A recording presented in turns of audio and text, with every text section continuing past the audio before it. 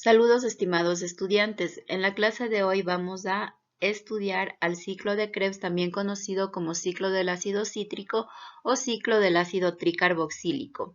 Esta es una ruta metabólica central en la respiración celular, se lleva a cabo dentro de la matriz mitocondrial y tiene un papel fundamental en la producción de energía en forma de ATP. El ciclo de Krebs es considerado una ruta anfibólica porque cumple una doble función, participa tanto en procesos catabólicos como en procesos anabólicos. En la presente diapositiva estamos viendo una representación de los procesos catabólicos. En el ciclo de Krebs vamos a oxidar al acetilcoenzima A que proviene de la degradación de carbohidratos, de lípidos y de proteínas. Esto conlleva la producción de NAD y FAT reducidos que se trasladan a la cadena de transporte de electrones para generar ATP. Del mismo modo, participa en rutas anabólicas, proporcionando intermediarios metabólicos esenciales para la síntesis de aminoácidos, bases nitrogenadas y otras biomoléculas. Del ciclo de Krebs nosotros vamos a obtener moléculas como por ejemplo el oxalacetato, el cual va a ingresar a la gluconeogénesis para producir glucosa. También vamos a obtener intermediarios como el alfa-cetoglutarato, el cual se va a transformar en algunos aminoácidos que van a servir para la síntesis, por ejemplo, de proteínas. Al mismo tiempo vamos a obtener intermediarios para producir porfirinas, ácidos grasos y bases nitrogenadas. De este modo, el objetivo del ciclo de Krebs es hacer una oxidación final de todas las moléculas que ingresen a él. En este caso, recordemos que nosotros venimos estudiando la glucólisis en la cual obtuvimos dos piruvatos. Esos piruvatos se transforman en acetilcoenzima A y esta acetilcoenzima A termina por oxidarse completamente. En este proceso nosotros vamos a tener que se van a desprender hidrógenos y en esos hidrógenos ya sabemos que se desprenden los electrones y las moléculas aceptoras de esos electrones van a ser las moléculas de NAD que están oxidadas, al aceptar los electrones se reducen y también las moléculas de FAD. Estas moléculas luego viajan a la cadena de transporte de electrones para generar ATP. Por otro lado, en el ciclo de Krebs también vamos a tener procesos de descarboxilación, obteniendo que de este ciclo nosotros vamos a eliminar dióxido de carbono. Entonces, para el estudio del ciclo de Krebs, primeramente debemos saber que este ciclo consta de 8 etapas o de 8 pasos, siendo el citrato el primer producto de Krebs y debido a que es un ciclo, ¿ok?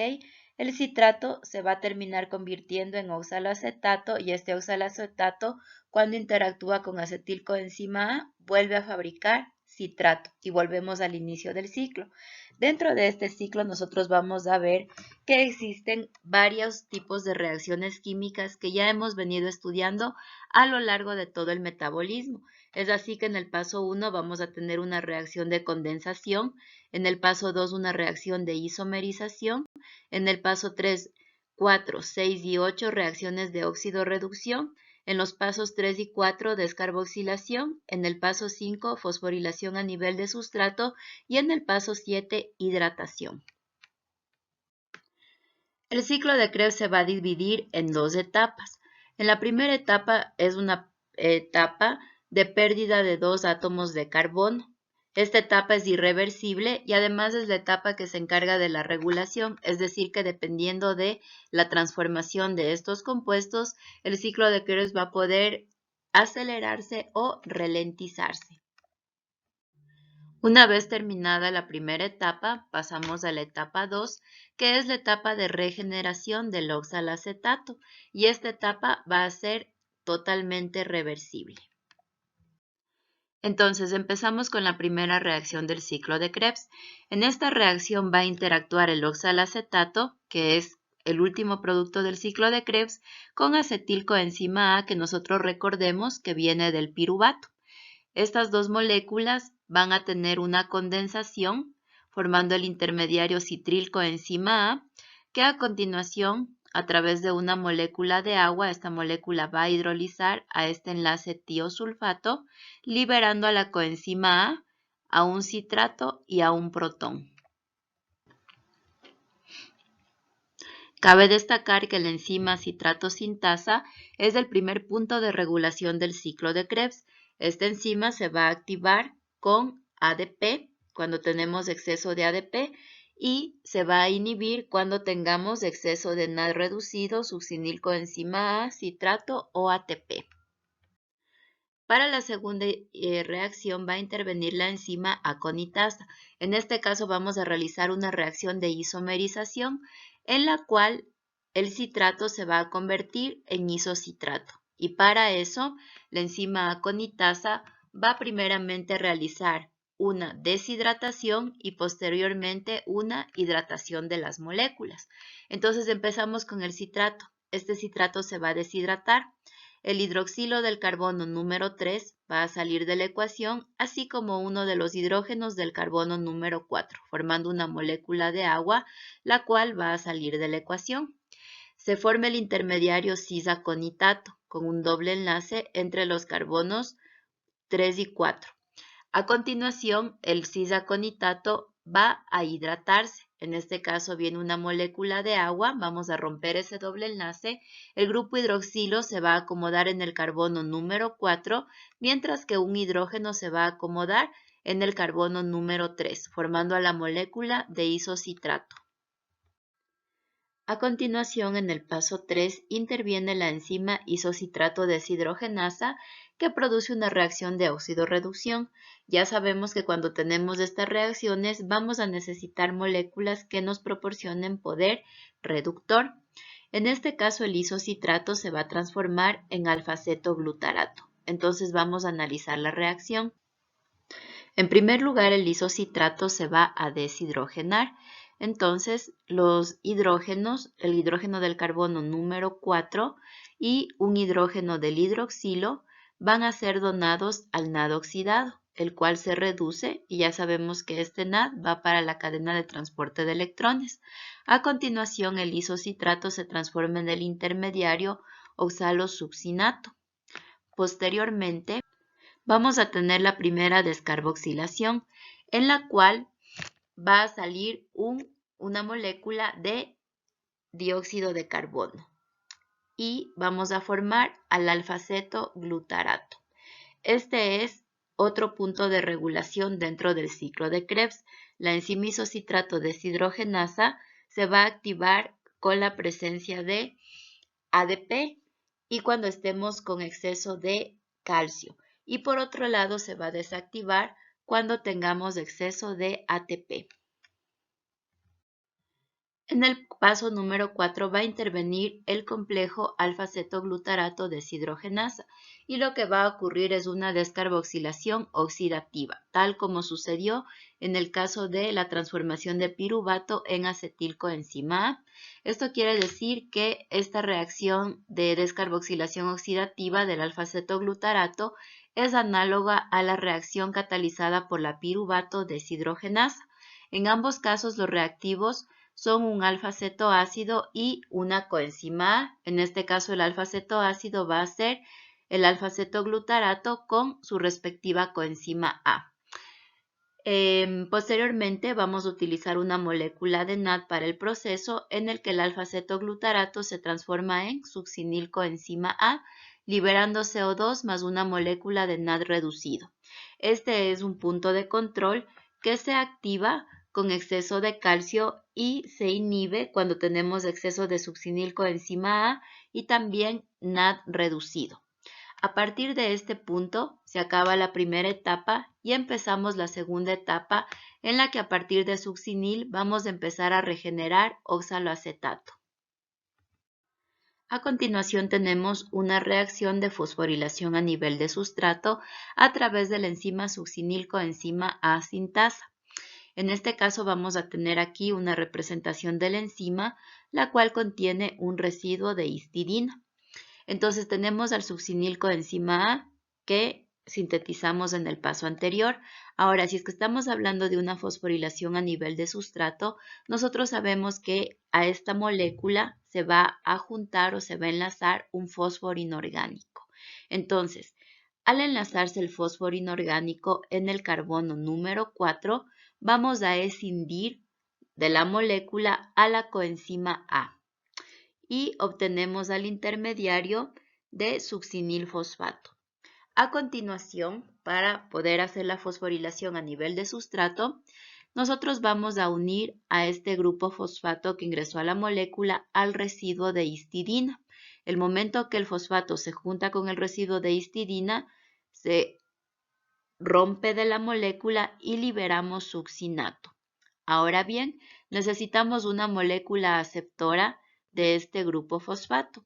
En este caso, nosotros vamos a tener que esa molécula aceptora va a ser una molécula de GDP, la cual acepta este fosfato transformándose en GTP y dejando libre a la enzima para una nueva reacción. En resumen, lo que hemos hecho en esta reacción es que el succinilcoenzima A producido en el paso 4 se va a transformar en succinato liberando un GTP. Y ya sabemos que los GTP son equivalentes a un ATP. Ahora bien, para el siguiente paso vamos a recordar que el ciclo de Krebs se está dando dentro de la matriz mitocondrial y también vamos a recordar que en la membrana interna de la mitocondria se está produciendo la cadena de transporte de electrones. Es muy importante saber que el ciclo de Krebs está acoplado al complejo número 2 de la cadena de transporte de electrones. Entonces, en el paso que sigue vamos a transformar succinato en fumarato.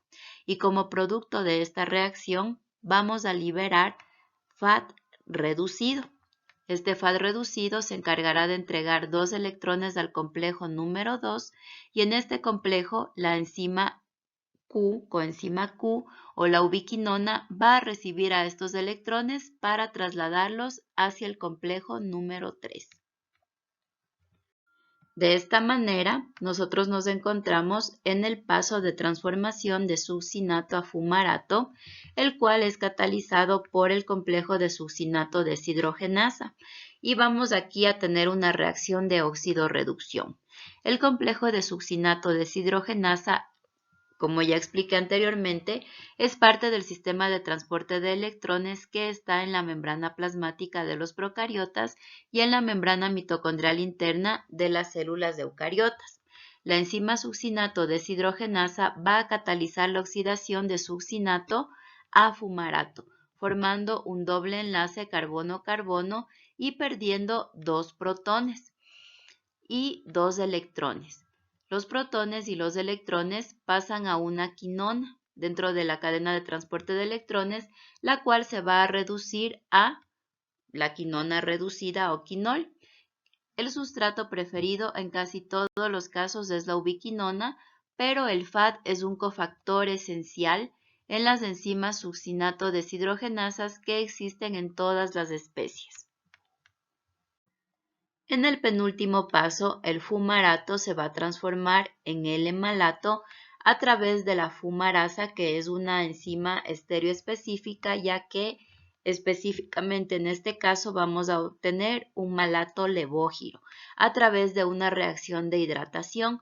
Eso quiere decir que el fumarato, con una molécula de agua, va a introducir en el carbono número 1 a un hidroxilo y en el carbono número 2 a un hidrógeno, obteniendo L-malato. Finalmente, el L-malato, a través de la enzima malato deshidrogenasa, por una reacción de óxido-reducción dependiente de NAD oxidado, va a transformarse en oxaloacetato, mientras que el NAD oxidado recibe 2 hidrógenos del carbono número 2, convirtiéndose en NAD reducido, el cual ya sabemos que viaja hacia el complejo 1 de la cadena de transporte de electrones para posteriormente obtener un ATP. Entonces, en resumen, en el ciclo de Krebs lo que hemos hecho es que el oxaloacetato más una molécula de acetilcoenzima A forman el primer producto, que es el citrato. Debido a eso, este ciclo también se llama ciclo del ácido cítrico. Luego, en la primera etapa, este citrato se va a seguir oxidando y en la segunda etapa vamos nuevamente a regenerar al oxaloacetato para un nuevo ciclo.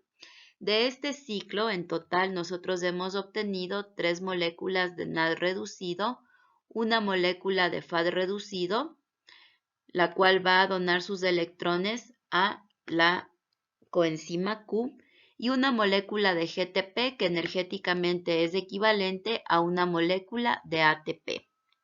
Además de eso, hemos liberado 2 dióxidos de carbono que son eliminados de nuestro organismo a través de la exhalación. Ahora vamos a hacer un análisis de cuántas moléculas de ATP nosotros hemos obtenido después de terminar el ciclo de Krebs, también conocido como el ciclo del ácido cítrico o ciclo del ácido tricarboxílico. Entonces, en este ciclo habíamos dicho que obtuvimos 3 moléculas de NAD reducido. Como sabemos, estas moléculas de NAD reducido van a la cadena de transporte de electrones y finalmente a partir de una molécula de NAD, nosotros ya calculamos en clases anteriores que se producen 2.5 ATPs. Luego obtuvimos una molécula de GTP, que es equivalente a un ATP, y luego obtuvimos una molécula de ubiquinol o una molécula de FAD reducido, que equivale a 1.5 ATPs.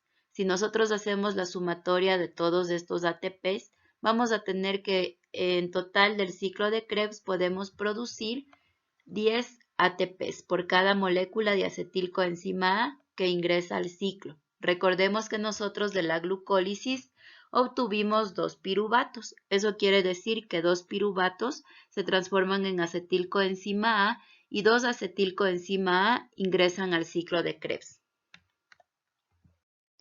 Ahora vamos a hacer un análisis de la producción de ATP en el catabolismo de una molécula de glucosa. Entonces nosotros cuando iniciamos el estudio del capítulo de metabolismo de carbohidratos empezamos estudiando la glucólisis.